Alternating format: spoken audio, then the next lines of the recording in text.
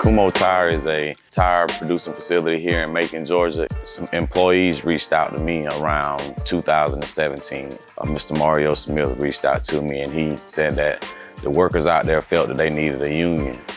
I messaged him, hey, I heard you with the union. We're having all these problems at this tire plant. How can you guys help? We met at Overtime Bar and Grill. I'm a steel worker, so when we're off, you know what steel workers like to do. We went to a local bar called Overtime, and it just so happens that as soon as I was talking to him, some of my other coworkers had just got off. He and we had a conversation at the bar, inside the bar, and then he tells me, he says, hey, I got some of my coworkers outside. They're on the patio. So we go outside on the patio, and it's about 11 or 12 of his coworkers outside. So we pretty much had an unofficial union meeting at the bar, which turned out to be the initial meeting to start that organizing campaign. We jumped right in. I kind of took my own approach. I just met with them, and I'm thinking it'd take them 2-3 weeks to get anything done.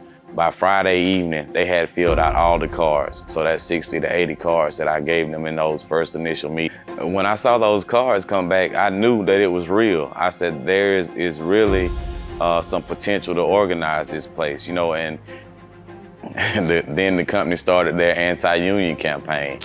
Hi, I'm Kumho Tire. And I'm the union. I'm not at all surprised that the union's here.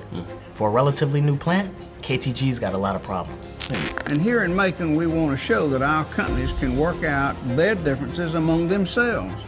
Man, it was crazy. Like, every day we had to sit in meetings for hours. And the union busters, they would give us all kind of bogus spills on what a union is, what a union would do, how the union's gonna take your money. The company brought in union busters and started telling the company gonna close and we don't need a union. We have an open door policy. I was so scared to lose my job. And with all the meetings we had with the different people coming in to tell us, no, don't vote for the union. I think that was my most fearful, being without a job and my baby to provide for. Yeah, a lot of people out there are scared because they think that they're gonna get fired. Some people were terminated, like Mario. He was the one that started it. Came to work, I worked a full 12 hours. And then right when it was time to clock out, the manager came and they walked me out. And even after he was terminated, he still got out there on the line, you know, and helped us to push this thing across the finish line. Within a month, we had 280 people signed up on cards out of 312 potential, you know, members. And to have those numbers in such a short period of time, you know, it seemed like, well, hey, there's no way, you know, we can lose this thing. I was proud. Like, I mean, I'm pretty sure people seen the video. I was, you know, screaming. I was excited because, like, I felt like they tried to kick me down, but it still went in. They said, boy, you know there ain't no unions in the South, boy. They told me I was crazy. Now look, man, we done won a union election in Macon, Georgia. We ain't quit. We ain't gonna quit. Hey, tell them they got to see us. Hey. USW, they have to see us workers. Tell them they have to see us workers.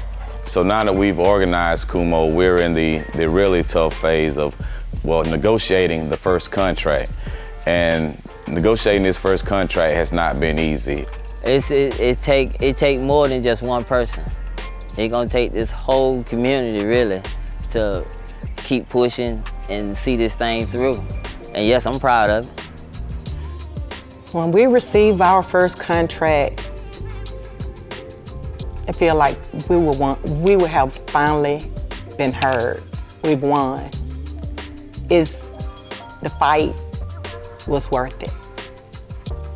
It really solidifies everything that I hope to do and hope to accomplish when I set out to help these people organize, and that was to help them to achieve the things that they wanted, give them a better quality of life, better work environment. Man, the Steelworkers meant a lot to me because they've stuck behind me since day one. Even when I lost my job, they didn't say, oh well, we lost. Like, no, they was like, no, we got you.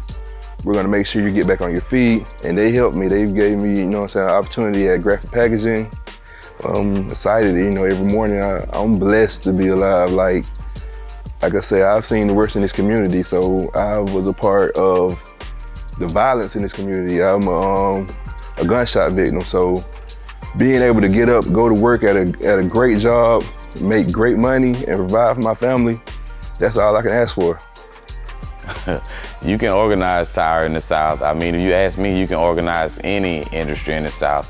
It's just all about the approach. Organizing has to be personal. You have to have people that can relate to the people that you're trying to organize.